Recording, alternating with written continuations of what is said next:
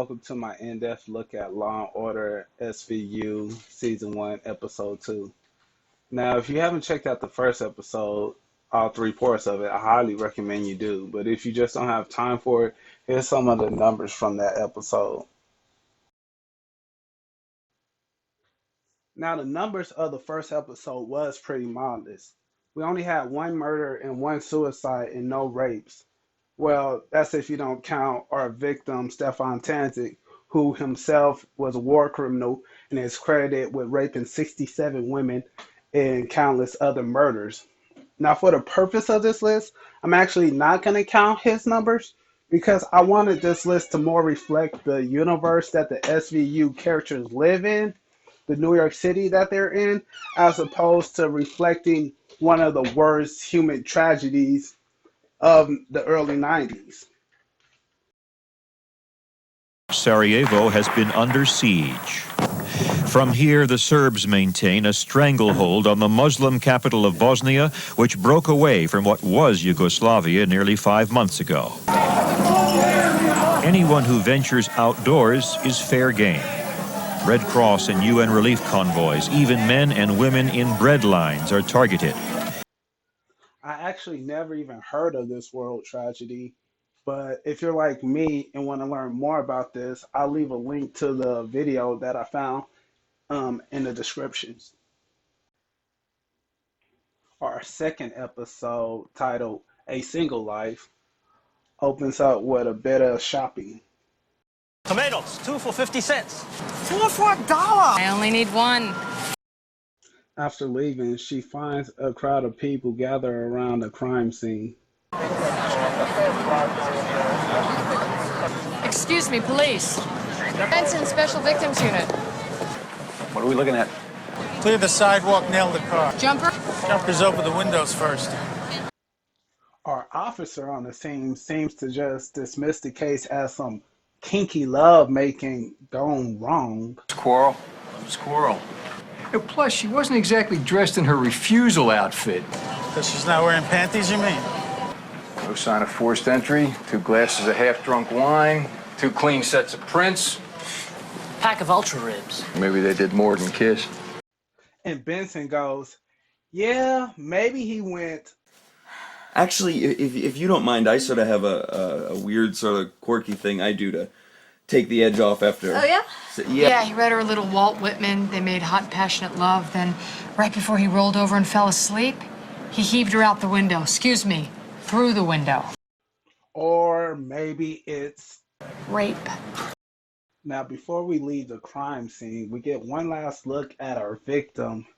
And again, as I look upon this crime scene, just like in the first episode, I question, how was he able to remove their penis?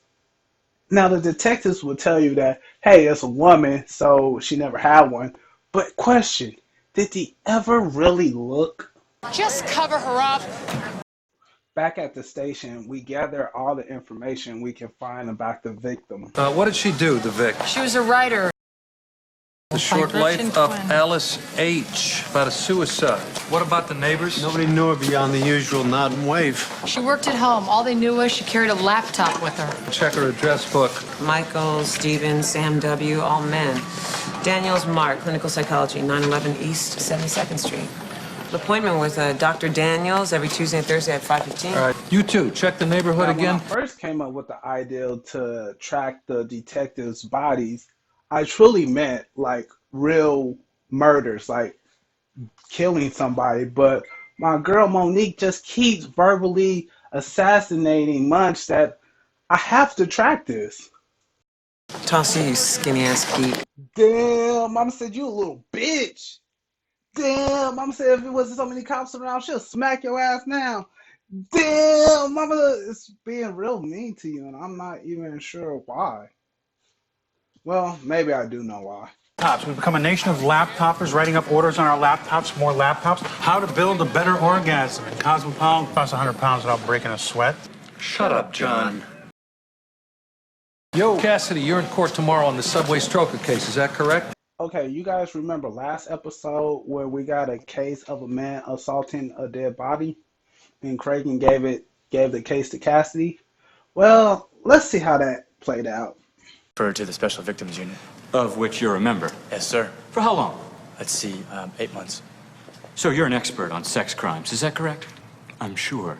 Now, since the passenger in this case turned out not to have been sleeping, but was in fact deceased, you disapprove on moral grounds. But since the so-called victim, being dead, couldn't have known that she was being fondled, or can you tell us the technical or psychosexual term, if you will, for fondling a stranger?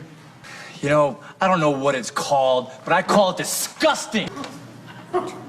I believe it's frottage. Well, we all have something to learn. Known that she was being fondled or fromaged by the defendant, where is the assault?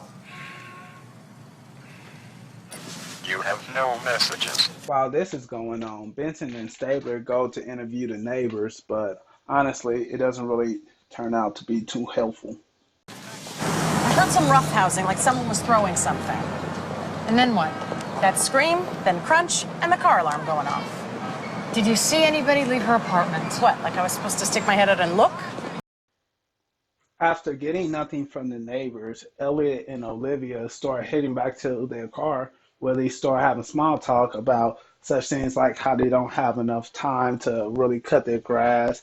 And Elliot even jokes how his wife is the man of the house until his younger son gets old enough. And then out of nowhere, Stabler just starts staring at Benson. Monkette.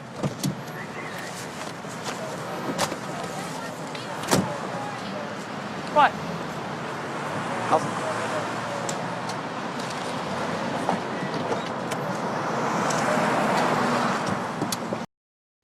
Now, one of the biggest fan theories that comes with SVU is the idea that Benson and Stabler was having an affair. Now, I had always been on the side that thought they kept it professional, but honestly, with this show, you don't know who's hooking up until after you see it. So, honestly, I don't know. And with Stabler staring at her like that, I don't know, because that's the same look I have when I really want to eat something or someone. Cut back to Stabler's home, where we get to meet the rest of his family.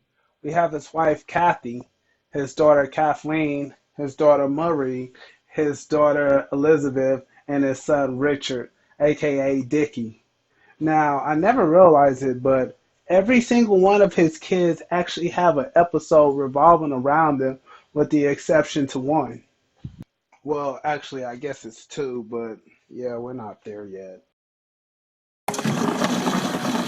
Mommy, haven't seen the turtle. I left him in the sink.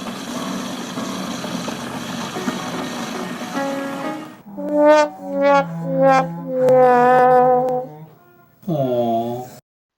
We head over to the ME to see what she sees, and we get our second set of eyes who think maybe this is just kinky sex gone wrong. Lacerations from the glass. Broken neck, ribs, lumbar. No contusions, no internal abrasions. Well, the neighbor said that she heard a lot of commotion before the fall. It must have been consensual commotion then. We head back to Cragen's office and discuss how, after a full day of investigating, we still have no leads. And the only person we know that knew her is her therapist. But for whatever reason, he's not very helpful. If he'd killed her inside and left her there, she could have been there for weeks, months. I left messages for everyone the shrink gave up, including the sister in Colorado. Not one person in her life knows she's dead yet. You believe that? Somebody knows her story. Her shrink. His hands were in her apartment. We know doctor patient blah blah blah. He seemed uncooperative. Well, you know I can't do that. Well, Gretchen's parents are dead. She has a sister named Ellen Travis out in the Denver area. She was a very private person. The shrink didn't even ask how she died. You notice that? So, with no other leads, Cragen tells them to Get a court order and compel him to stop his pussyfooting. I'm sorry. So the second time around, when we go to talk to the therapist, he has his lawyer with him, which totally isn't suspicious at all. What?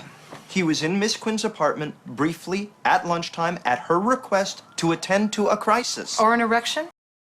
Even though it does look suspicious to have his lawyer there, he does have a reasonable alibi for the time of the murder. Where were you that evening, say around 8 o'clock? I was at a fellow therapist, a lady fellow therapist's having dinner at her apartment.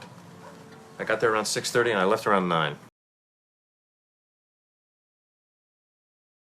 Well, I guess the pussyfooting's over.